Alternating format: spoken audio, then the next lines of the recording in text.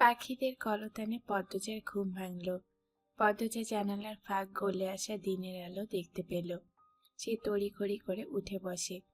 অন্যদিন ফজরের আজানের সাথে সাথে উঠে পড়ে। আজ দেরি হয়ে গেল। হেমলতা পূর্ণাকে তুলে দিয়ে বলল, যা, একসাথে উঁচু করে নামাজ পড়তে বস। হেমলতার কণ্ঠ শুনে পদ্মজা ঘুরে তাকালো। তিনি কোরআন শরীফ পূর্বের জায়গায় রেখে বললেন, পূর্ণাকে একটু বুঝিয়ে দিস, নামাজ পড়তে চায় না। আচ্ছা আম্মা। পদ্মজা পূর্ণাকে ডেকে নিয়ে কলপাড়ে যায়। এরপর দুই বোন একসাথে নামাজ পড়তে বসল। নামাজ শেষ করে হেমলতার সামনে এসে দাঁড়ালো পদ্মজা। হেমলতা জানালার বাইরে তাকিয়ে আছেন। পদ্মজা হেমলতার চোখে চোখ রেখে বলল, আম্মা, তোমার চোখে এমন লাল হইল কেন? হেমলতা দুই চোখে হাত বুলিয়ে বললেন, রাতে ঘুম হয়নি, তাই হয়তো। পদ্মজা উৎকণ্ঠা, কেন কেন ঘুমাওনি? কিরকম দেখাচ্ছে তোমাকে? বিছানায় পড়াটাই শুধু বাকি। কিছু চুল পদ্মজার মুখের ওপর চলে এসেছে। হেমলতা তা কানে গুজে দিয়ে আদর মাখা কণ্ঠে বললেন, আজ আমার মেয়ে চলে যাবে, তাই আমি সারা রাত জেগে আমার আদরের মেয়েকে দেখেছি। হেমলতার কথা শুনে পদ্মজা আবেগী হয়ে ওঠে। হেমলতাকে জড়িয়ে ধরে কান্না মাখা কণ্ঠে বলল, আমার খুব মনে পড়বে আম্মা তোমাকে। চলো আমার সাথে, একসাথে থাকবো। তোমার না ইচ্ছে ছিল আমাকে নিয়ে শহরে থাকার? পাগল হয়ে গেছিস? মেয়ের জামাইয়ের বাড়িতে কেউ গিয়ে থাকে, 2-3 দিন হলে যেমন তেমন। হেমলতার শরীরের উষ্ণতা পদ্মজাকে ওম দিচ্ছে। মায়ের উষ্ণতায় কি অদ্ভুত শান্তি। পদ্মজা কান্না করে দিল। হেমলতা পদ্মজার মুখ তুলে বললেন, সকাল সকাল কেউ কাঁদে? বাড়ির বউ তুই, শাশুড়ি কি করছে আগে গিয়ে দেখে আয়, যা যা। পদ্মজা আরো কাঁদতে থাকলো। কাঁদতে কাঁদতে চোখের জল মুছছে, আবার ভিজে যাচ্ছে। বুকটা হাহাকার করছে। কত দূর চলে যাবে সে? কাঁদতে কাঁদতে বেরিয়ে যায়। পেছন থেকে শোনা যায় হেমলতা বলছেন, বাচ্চাদের মতো করছিস কিন্তু। পদ্মজা শাড়ির আঁচল দিয়ে চোখ মোছে, ঢোক গিলে নিজেকে শক্ত করলো। এরপর রান্নাঘরের দিকে চলে গেল। পদ্মজা ঘর ছাড়তেই হেমলতার চোখ বেয়ে 2 ফোঁটা জল গড়িয়ে পড়ে। তিনি দ্রুত জল মোছেন। পালঙ্কের দিকে চেয়ে দেখেন পূর্ণা চিত হয়ে ঘুমোচ্ছে। কখন ঘুমোলো? হেমলতার হাসি পেয়ে গেল। তিনি কাঁথা দিয়ে পূর্ণাকে ঢেকে দিলেন। পদ্মজা রান্নাঘরে ঢুকতেই পরিণাম মুখ ঝামটালেন। আইসো কেন? যাও ঘুমো গিয়া। কখন এত দেরি হয়ে গেছে বুঝিনি আম্মা, মিনমিন করে বলল পদ্মজা। বুঝবা কেন? মা তো আইসে, হাওড়ির লগে আর মায়ের মতন মিশতে চায় না মন। পদ্মজা অবাক হয়ে তাকালো, আবার চোখ নামিয়ে বলল, আমি তো মিশতেই চাই, আপনি সবসময় রেগে থাকেন। মুখের ওপর কথা কইবা না বলছি, যাও হেন থেকে। পদ্মজা ঘুরে দাঁড়ায় চলে যাওয়ার জন্য। পরিণা তেলে বেগুনে জ্বলে উঠে বললেন, কইতেই যায় বাগা নাকি? জোর কইরা তো কাম করা উচিত, এই বুদ্ধিটাই নাই। পদ্মজা স্তব্ধ হয়ে অনেকক্ষণ দাঁড়িয়ে থাকে। প্রতিদিন সে কাজ করার জন্য জোরাজুরি করে, কিন্তু পরিণা করতে দেন না। এজন্যই সে এক কথায় চলে যাচ্ছিল। আর এখন কি বলছেন সে ব্যাপারটা হজম করে নিতে রান্নাঘরে ঢুকলো। পরিণা গলার স্বর পূর্বের অবস্থানে রেখেই বললেন, হইছে, কাম করতে হইব না। এরপর তোমার মাই আবার কইব দিন রাত কাম করায় তার শরীরে, যাও বাড়াই যাও। পদ্মজা হতভম্ব হয়ে দাঁড়িয়ে থাকে। লতিফা ঠোঁট চেপে হাসছে। পরিণার এমন ব্যবহারের সাথে সে অভ্যস্ত। বেশ অনেকক্ষণ পরে পদ্মজা বলল, আম্মা, আমি করবোটা কি? পদ্মজার মাথা থেকে ঘুমটা সরে গেছে, মুখটা দেখার মতো হয়েছে। পরিণা পদ্মজার মুখ দেখে হেসে ফেললেন, আবার দ্রুত হাসি লুকিয়ে ফেললেন। এই মেয়েটাকে তিনি অনেক আগেই ভালোবেসে ফেলেছেন। এত শান্ত, এত নম্র ভদ্র। হেমলতাকে হিংসে হয়, হেমলতার গর্ভকে হিংসে হয়। পদ্মজার ঢাকা যাওয়া নিয়ে প্রথম প্রথম তার ঘোর আপত্তি ছিল, কিন্তু এখন আর নেই। ওপর থেকে যে যাই বলুক না কেন, তিনি মনে মনে চান পদ্মজা পড়তে যাক, অনেক পড়ুক, অনেক বেশি পড়ুক। এই মেয়ের জন্ম রান্নাঘরে রাধার জন্য হয়নি। রানীর আসনে থাকার জন্য। পদ্মজা পরিণার 2 সেকেন্ডের হাসি খেয়াল করেছে। সে সাহস পেল, পরিণার কাছে এসে দাঁড়ায়। পরিণা চোখ মুখ কুঁচকে প্রশ্ন করলেন, ঘেঁষতাছো কেন? পদ্মজা শিমুল তুলোর ন্যায় নরম স্বরে বলল, আমার খুব মনে পড়বে আপনাকে, আপনার বকাগুলোকে। আপনি খুব ভালো। পরিণা তরকারিতে মশলা দিচ্ছিলেন, হাত থেমে যায়। পদ্মজার দিকে তাকান। পদ্মজা বলল, আমি আপনাকে একবার জড়িয়ে ধরবো আম্মা। পরিণা কিছু বলতে পারলেন না। এই মেয়েটা এত অদ্ভুত, এত ভালো কেন? পদ্মজার চোখের দিকে চেয়ে অনুভব করেন কয়েক বছরের লুকোনো ক্ষত জ্বলে উঠেছে। ক্ষতরা পদ্মজার সামনে উন্মোচন হতে চাইছে। কোনোভাবে কি যন্ত্রণাদায়ক এই ক্ষত সারাতে পারবে পদ্মজা? ভরসা করা যায়? পদ্মজার মায়ামাখা দুটি চোখ দেখে বুকে এমন তোলপাড় শুরু হয়েছে কেন?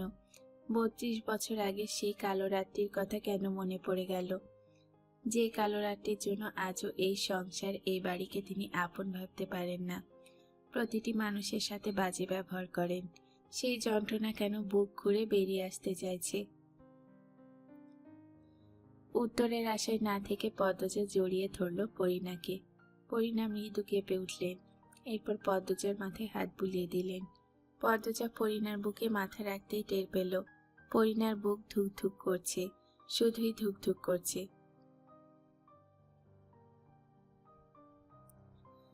হাওলাদার বাড়ির উঠোন থেকে 2 মিনিট হাঁটার পথ পার হওয়ার পরে ঝাউড়া নামের একটি খালের দেখা পাওয়া যায়। খালের পাড়ে দাঁড়িয়ে আছে হাওলাদার বাড়ির সবাই। ট্রলার নিয়ে মাঝি অপেক্ষা করছে। ট্রলারটি হাওলাদার বাড়ির। পদ্মজার পরনে কালো বোরকা। লাবণ্য যাবে না। সকাল থেকে তার ডায়রিয়া শুরু হয়েছে। 3-4 দিন পর আলমগীর ঢাকা নিয়ে যাবে। আজ আমির আর পদ্মজা যাচ্ছে। প্রেমা, প্রান্ত, মোর্শেদ, বাসন্তী সবাই সকালেই এসেছে। সবার সাথে কথা হয়েছে। পূর্ণা হেঁচকি তুলে কাঁদছে। হেমলতা পদ্মজার 2 হাত মুঠোয় নিয়ে চুমু দিলেন। তারপর বললেন, ঠিক মতো পড়বি, খাবি, স্বামীর খেয়াল রাখবি, কাঁদবি না কিন্তু, একদম কাঁদবি না। তুমি কাঁদছো কেন আম্মা? না না, কাঁদছি না, বলেও হেমলতা কেঁদে ফেললেন। পদ্মজার কান্নার বেগ বেড়ে যায়। বোরকা ভিজে একাকার। একদিকে মা, অন্যদিকে 3 ভাই বোনই কেঁদে চলছে। হেমলতা নিজেকে নিয়ন্ত্রণের চেষ্টা করছেন, পারছেন না। পদ্মজা বলল, আর কেঁদো না আম্মা, তুমি অসুস্থ। হেমলতা কান্না আটকাতে ঢোক গিললেন। তারপর বললেন, কাঁদবো না, সাবধানে থাকবি, দেরি হয়ে যাচ্ছে তো। আমির, নিয়ে যাও আমার মেয়েকে। যা মা, সাবধানে যাবি, নিয়মিত নামাজ পড়বি। পদ্মজা হেমলতার পা ছুঁয়ে সালাম করল। পদ্মজার দেখা দেখি আমিরও করল। বাড়ির সব গুরুজনদের সালাম করে ট্রলারে পা রাখতেই হেমলতার কণ্ঠে উচ্চারিত হলো শব্দমালা। ভেসে আসলো, আমার প্রতিটা কথা মনে রাখবি, কখনো ভুলবি না।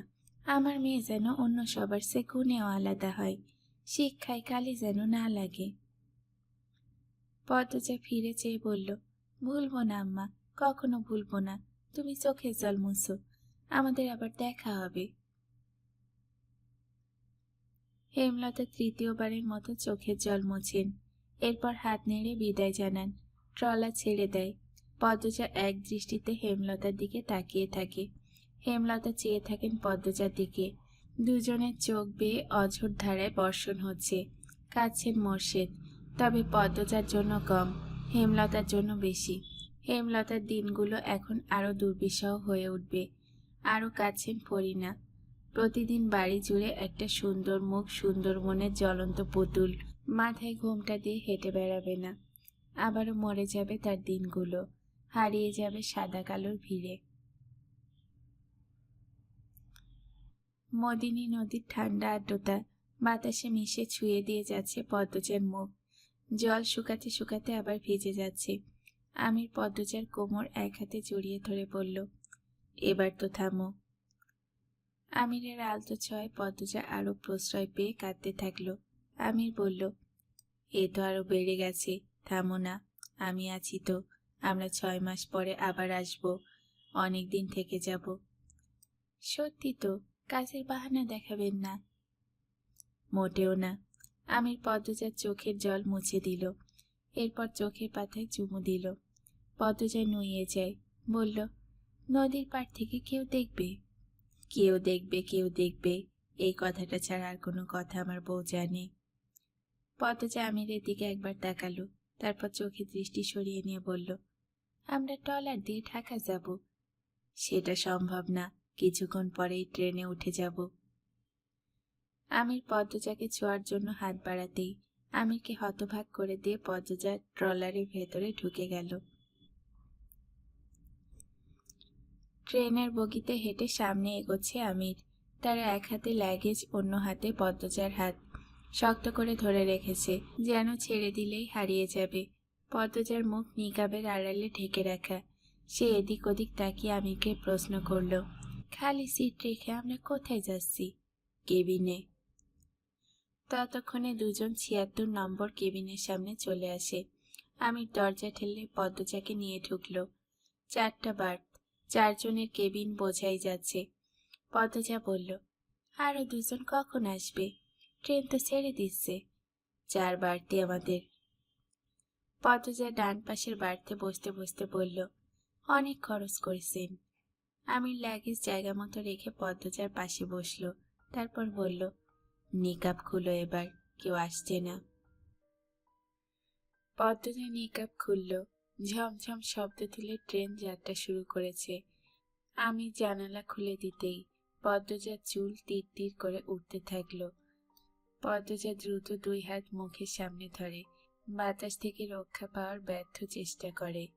আমির বাম পাশের বাড়তে বসে হাসল, বলল, হাত সরাও, একটু দেখি বউটাকে। পদ্মজা ২ হাত সরালো, ঠোঁটে বাঁকা হাসি, চোখ ছোট ছোট করে তাকিয়ে আছে, চুল অবাধ্য হয়ে উঠছে। আমির এক হাতের উপর থুতনির ভর দিয়ে বলল, এই হাসির জন্য দুনিয়ায় এ ফোড়ফোর করতেও রাজি। পদ্মজা দাঁত বের করে হাসল, লজ্জায় চোখ নামিয়ে নিল। আমির পদ্মজার পাশে এসে বসে পদ্মজার চুল খোপা করে দিল, তারপর বলল, এবার বোরকাটা খুলে ফেলো, গরম লাগছে না? পদ্মজা জিজ্ঞাসু দৃষ্টিতে তাকায়। আমির বলল, কেউ আসবে না পদ্মবতী, পৌঁছাতে বিকেল হবে, নিশ্চিন্তে শুধু বোরকা খুলতে পারো, আর কিছু খুলতে হবে না। পদ্মজার কান রি রি করে ওঠে। আমিরের উড়োতে কিল দিয়ে বলল, ছি। আমির উচ্চস্বরে হেসে উঠল। পদ্মজা ভ্রুকুটি করে বোরকা খুলল, এরপর জানালার ধারে বসে বলল, আমরা যে বাড়িতে যাচ্ছি আর কে কে থাকে? একজন দারোয়ান আর একজন বউ আছে। যে বাড়ি না, ওটা তোমার বাড়ি। ওনারা বিশ্বস্ত? নয়তো রেখে এসেছি। পদ্মজা কিছু বলল না। আমির পদ্মজার পাশ ঘেঁষে বসল। পদ্মজার কানে তুলে টোকা দিয়ে কোমর জড়িয়ে ধরল। পদ্মজার মেরুদণ্ড সোজা করে বসল। শীতল একটা অনুভূতি সর্বাঙ্গে ছড়িয়ে পড়ে। চোখ বুজে স্বভাববশত বলে ওঠে, কেউ দেখবে? আমির ভ্রু কুঞ্চন করে চোখ তুলে তাকায়। পদ্মজা বুঝতে পারে সে ভুল উচ্চারণ করে ফেলেছে। জিহ্বা কামড়ে আর চোখে আমিরকে দেখে হাসার চেষ্টা করল। আমির বেশ অনেকক্ষণ তীক্ষ্ণ চোখে পদ্মজার দিকে তাকিয়ে থাকে, তারপর আরো শক্ত করে জড়িয়ে ধরে। পদ্মজার ঘাড়ে নাক ডুবিয়ে বলল, দেখুক, যার ইচ্ছে দেখুক। দরজায় টোকা দিচ্ছে কেউ। শব্দে পদ্মজার ঘুম ছুটে গেল। ধরফড়িয়ে উঠে বসে। কখন ঘুমিয়ে পড়েছে মনে পড়ছে না। আমিরের কোলে তার মাথা ছিল। মানুষটা এতক্ষণ বসেছিল। পদ্মজাকে এভাবে উঠতে দেখে আমির ইশারায় শান্ত হতে বলল। পদ্মজা দ্রুত নিকাব পরে নিল। এরপর আমি দরজা খুলল। ঝালমুড়ি নিয়ে একজন লম্বা ধরনের লোক দাঁড়িয়ে আছে। নাকটা মুখের তুলনায় একটু বেশি লম্বা। আমির বলল, এভাবে অনুমতি না নিয়ে ঢোকা অভদ্রতা। আমাদের দরকার পড়লে আপনাদের এমনিতেই খুঁজে নিতাম। আর এমন করবেন না। আপনার জন্য আমার বউয়ের ঘুম ভেঙে গেছে। টাকা নিন, ঝালমুড়ি দেন। লোকটি বেশ আনন্দ নিয়ে ঝালমুড়ি বানিয়ে দিল। বোধহয় আর বিক্রি হয়নি।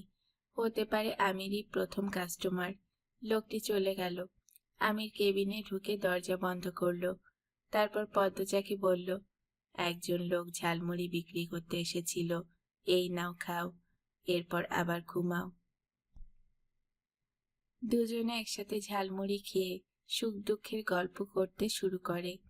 আমির তার শহরে জীবনের গতিবিধি বলছে, কখন কখন বাসায় থাকে, কিভাবে ব্যবসায় সময় দেয়। পদ্মজা মন দিয়ে শুনছে। একসময় পদ্মজা বলল, একটা কথা জানার ছিল। আমার মনে হচ্ছে আপনাদের বাড়িতে লুকোনো কোনো ব্যাপার আছে, শুধু মনে হচ্ছে না, একদম নিশ্চিত আমি। আমির উৎসুক হয়ে ঝুঁকে বসল, আগ্রহ ভরে জানতে চাইল, কিরকম। পদ্মজা আরো এগিয়ে আসে। আকাশে দুপুরের কড়া রোদ, ছলাৎ করে রোদের ঝিলিক জানালায় গড়লে আবার কেবিনে ঢুকে হারিয়ে যাচ্ছে। বাতাস ভ্যাপসা গরম, মাঝে মাঝে শীতল ঠান্ডা। সেসব উপেক্ষা করে পদ্মজা তার ভেতরের সন্দেহগুলো বলতে শুরু করলো। রুম্পা ভাবিকে বন্দি করে রাখা হয়েছে, আমি নিশ্চিত। কেন বন্দি করে রাখা হয়েছে সেটা দাদু জানেন। উনি সব সময় রুম্পা ভাবির ঘরের দরজায় নজর রাখেন। আমি অনেকবার ঢুকতে চেয়েছি, পারিনি। বাড়ির পেছনে জঙ্গলে কিছু একটা আছে, সেটা জিন ভূত জাতীয় কিছু না, অন্য কিছু। এমনটা মনে হওয়ার তেমন কোনো কারণ নেই, আমার অকারণেই মনে হয়েছে। জঙ্গলটা আপনা আপনি সৃষ্টি হয়নি, আর ভয়ঙ্কর হয়নি। কেউ বা কারা এই জঙ্গলটিকে যত্ন করে তৈরি করেছে, ভয়ঙ্কর করে সাজিয়েছে। এছাড়া বাড়ির সবাইকে আমার সন্দেহ হয়। এ ব্যাপারে আপনি কি বলেন?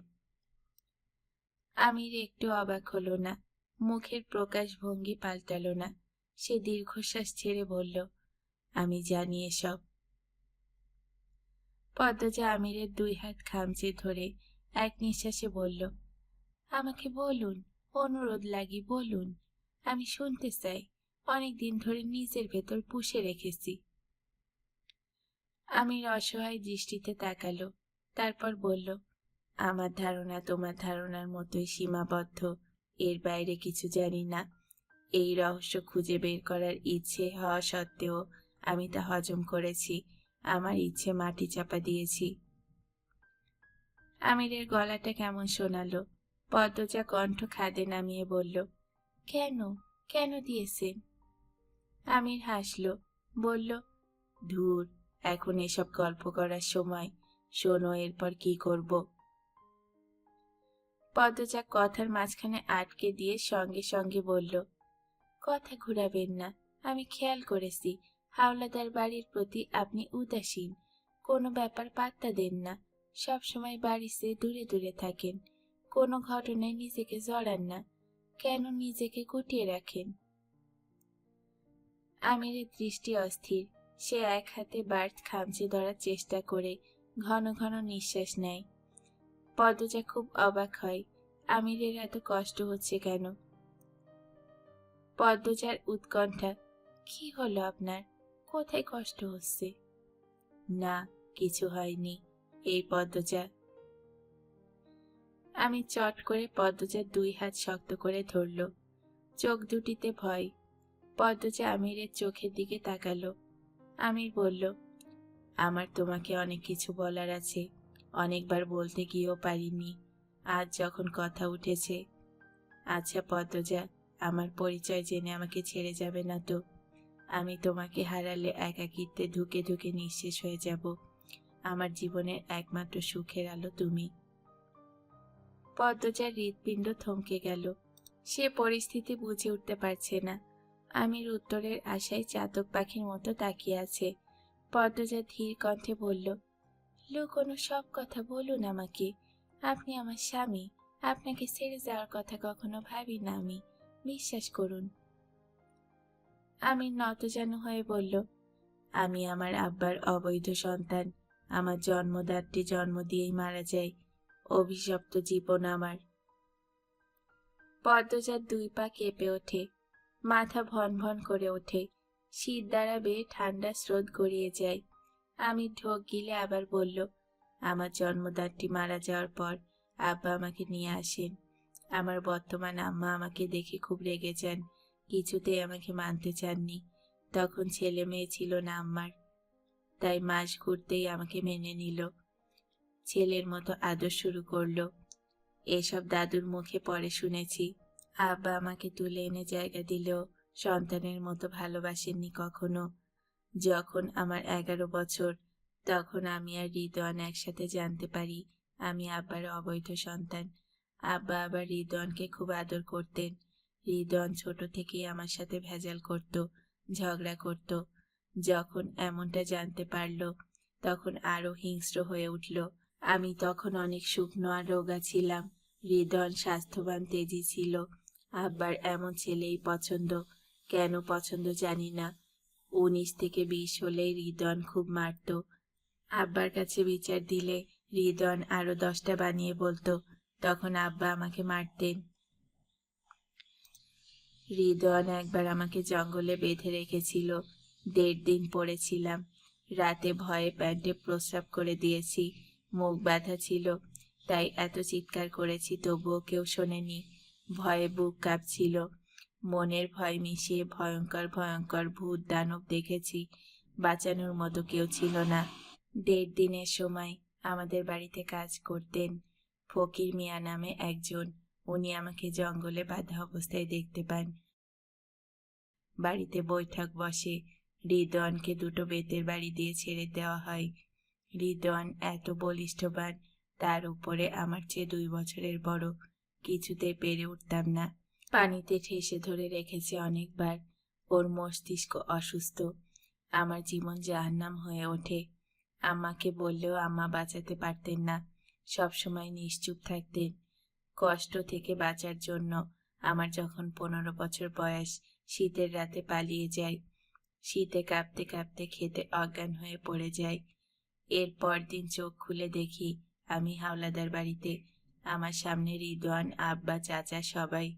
বুঝে যায় আমার কোনো জায়গা নাই আর, এখানেই থাকতে হবে, যত কষ্টই হোক থাকতে হবে। আমিরের কণ্ঠে স্পষ্ট কান্না। চোখ দিয়ে 2 ফোঁটা জল গড়িয়ে পড়ে। পদ্মজা হেঁচকি তুলে কাঁদছে। আমির অশ্রুসজল চোখে পদ্মজার দিকে তাকালো, হেসে ফেলল। পদ্মজার 2 চোখের জল মুছে দিয়ে বলল, আরে পাগলি, কাঁদছো কেন? এসব তো পুরনো কথা। আমার পড়াশোনাটা আবার চলছিল ভালোই। আমি ভালো ছাত্র ছিলাম, এদিক দিয়ে বুদ্ধিমান ছিলাম। সব সময় ভালো ফলাফল ছিল।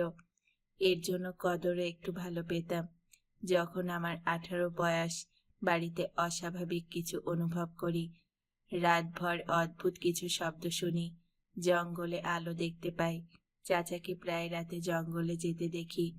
রিদওয়ান আর চাচা মিলে কিছু একটা নিয়ে সবসময় আলাপ করত। ওদের চোখ মুখে থাকতো লুকোচুরি খেলা। আমি একদিন রাতে চাচাকে অনুসরণ করি। প্রায় 10 মিনিট হাঁটার পর চাচা দেখে ফেলে। এই ভুলের জন্য কম মার খেতে হয়নি সেদিন। তবুও বেহায়ার মতো কয়েকদিন পরে তাকে আবার অনুসরণ করি। রিদওয়ান পেছনে ছিল, দেখিনি। আব্বা সেদিন অনেক মারল, দা ছুঁড়ে মারেন। এই যে থুতনির দাগটা, সেই দায়ের আঘাত। একসময় আব্বা আমাকে নিয়ে আলোচনায় বসলেন। বললেন আমাকে শহরে পাঠাবেন লেখাপড়ার জন্য। কোনো ব্যবসা করতে চাইলে তারও সুযোগ করে দেবেন। আমি যেন এই বাড়ি বা বাড়ির আশপাশ নিয়ে মাথা না ঘামাই। আমি মেনে নেই। রিদওয়ানের সাথে থাকতে হবে না আর। এর চেয়ে বড় আনন্দের কি আছে? চলে আসি ঢাকায়। শুরু হয় নিজের জায়গা শক্ত করার যুদ্ধ। এখানে এসেও কম অপমান সহ্য করতে হয়নি, তবুও থেমে যায়নি। যুদ্ধ করে চলেছি। আমাকে বাঁচতে হবে, মানুষের মতো বাঁচতে হবে, কারো লাথি খেয়ে না। যখন আমার 23 বছর, তখন থেকেই আমার কদর বেড়ে যায়। ব্যবসায় মোটামুটি সফল হয়ে যায়। ভাগ্য ভালো ছিল আমার। অতিরিক্ত পরিশ্রম আমাকে নিরাশ করেনি। তখন আব্বা আমার প্রশংসায় পঞ্চমুখ। রিদওয়ান আগের মতো হাত তোলার সাহস পায় না। সেই আমি আজ এই জায়গায়। এখন আমার যে অবস্থান, হাওলাদার বাড়ির কারোর সাহস নেই আমার চোখের দিকে তাকানোর। আমি চাইলেই শোধ নিতে পারি, কিন্তু নেব না। তারা থাকুক তাদের মতো। রিদওয়ান ছোটবেলায় যা করেছে মেনে নিয়েছি। এখন তোমার দিকেও নজর দিয়েছে। ওর নজর আমার বাড়ি গাড়ি গোডাউনের দিকেও আছে। আমি টের পাই। ও পারলে আমাকে খুন করে দিত, কিন্তু পারে না। আমার ক্ষমতার ধারের কাছে ওর জায়গা নেই। এখন আমার নিজের বিশাল এক রাজত্ব আছে। আমার অহংকার করার মতো অনেক কিছু আছে। তাই হাওলাদার বাড়ির কেউ কেউ মিলে আমাকে নিয়ে নানা পরিকল্পনা করছে। আমি নিশ্চিত হাওলাদার বাড়িতে আমি থাকতে স্বাচ্ছন্দ্য বোধ করি না। আম্মা ছাড়া ওই বাড়ির সবার ভালোবাসা মুখোশ মাত্র।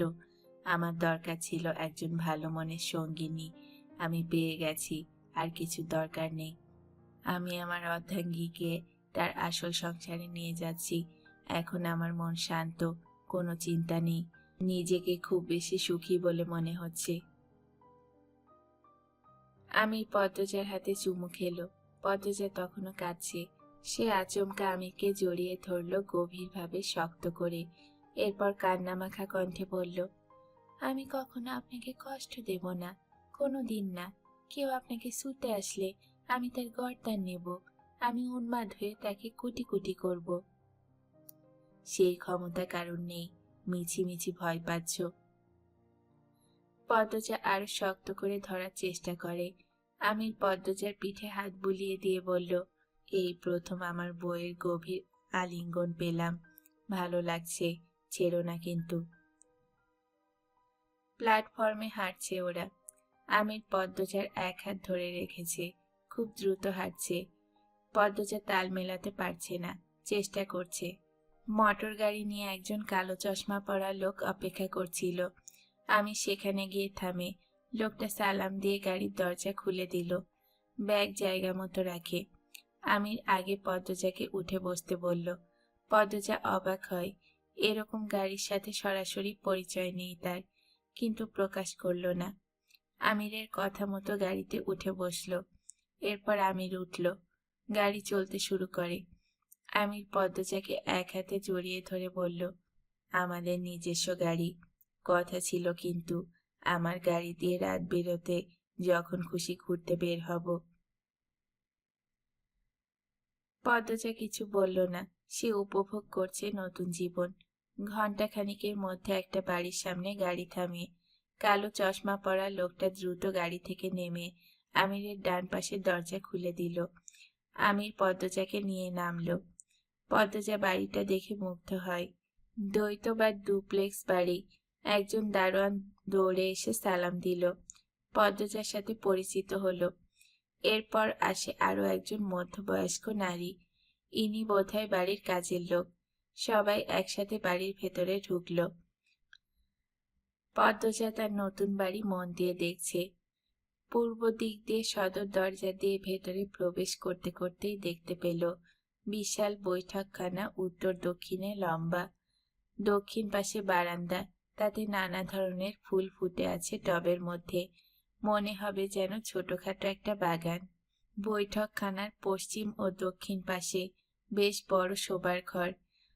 পদ্মজা প্রশ্ন করার আগে আমির বলল, না, এটা আমাদের ঘর না। উত্তর পশ্চিম কোণার দিকে রান্নাঘর এবং টয়লেট। বৈঠকখানার পশ্চিম দিকের মাঝখানটায় ডাইনিং। ডাইনিং এর পশ্চিম দিকের মাঝখানটায় তাকালে সেখানে সোনালী কালারের ঝাড়বাতি ঝুলছে। ডাইনিং এর উত্তর দিকের সিঁড়ি সাপের মতো পেঁচিয়ে উপর দিয়ে উঠে গেছে। আমির পদ্মজাকে নিয়ে সেদিকে হাঁটে। সিঁড়ি পেরোনোর পর হাতের বাঁ দিকে বড় একটা শোবার ঘর। দামি দামি জিনিসের সৌন্দর্য আকাশ ছোঁয়া। দুজন একসাথে ঘরে ঢোকে। পদ্মজা চোখ ঘুরিয়ে সবকিছু দেখছে। আমির বলল, গোসল করে নাও। পদ্মজা বোরকা খুলে কলপার খুঁজতে থাকলো। আমির গোসলখানার দরজা খুলে দিয়ে বলল, এই যে এদিকে। দুজন একসাথে ফ্রেশ হয়ে রুম থেকে বের হলো। পদ্মজা 2 তলাটা আরেকটু দেখার জন্য ডান দিকে মোড় নিল। প্রথমে চোখ পড়ল বড় ব্যালকনি। এরপর আরেকটা শোবার ঘর। ব্যালকনিতে লতা পাতার ছোট ছোট টব। বিরাট অট্টালিকার সুখের মাঝে কেটে যায় 5 মাস। লাবণ্য দেশ ছেড়েছে 2 মাস হলো। বুয়া কাজ ছেড়েছে 3 মাস। পদ্মজা আর কাজের লোক নিতে দিল না। সে একা হাতেই সব পারবে। তবুও আমির 12 থেকে 13 বছর বয়সে একটা মেয়ে রেখেছে সাহায্যের জন্য। ভোরের নামাজ পড়ে রান্না বান্না করে পদ্মজা, এরপর শাড়ি পাল্টে নেয় কলেজে যাওয়ার জন্য। আমিরকে ব্লেজার টাই পরতে সাহায্য করে। প্রথম যেদিন আমিরকে ব্লেজার পরতে দেখেছিল, অবাক হয়ে জিজ্ঞাসা করেছিল, এই পোশাকের নাম কি? আপনাকে খুব সুন্দর দেখাচ্ছে।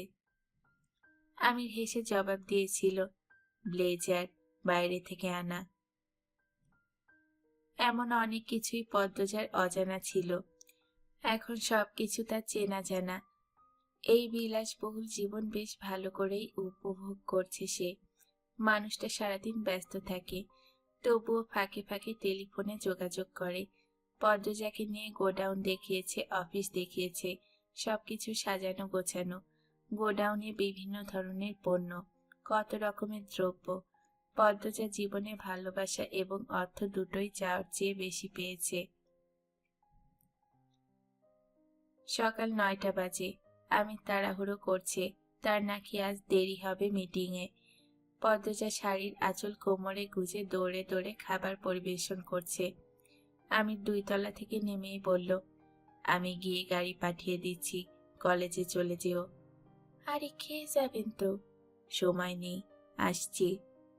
খেয়ে যান না। বলছি তো তারা আছে, জোরাজুরি করছো কেন? আমি দ্রুত বেরিয়ে যাই, পিছু ডাকতে নেই, তাই পদ্মজা ডাকলো না। মনাকে ডেকে বলল, খেয়ে নাও তুমি। মনা পদ্মজার সাহায্যকারী। পদ্মজার ছোটখাটো ফরমাইশ পালন করে। পদ্মজা বৈঠকখানায় গিয়ে বসল। আজ কলেজে যেতে ভালো লাগছে না। ভোরে একটা স্বপ্ন দেখেছে সে। মায়ের কথা খুব মনে পড়ছে। বাইরে বৃষ্টি হচ্ছে, ঝুম বৃষ্টি। অকারণে মন বিষণ্ণতায় ছেয়ে আছে। একেবারে অকারণে না বোধহয়। আমির বিরক্ত হয়ে কথা বলছে, এজন্যই বোধহয় মনের আকাশে বৃষ্টি নেমেছে। পদ্মজা পুরোটা দিন উপন্যাস পড়ে কাটিয়ে দিল। সন্ধ্যার আগ মুহূর্তে কলিং বেল বাজে। পদ্মজা দ্রুত গিয়ে দরজা খুলে দিল। আমির দাঁড়িয়ে আছে, বাইরে বাতাস।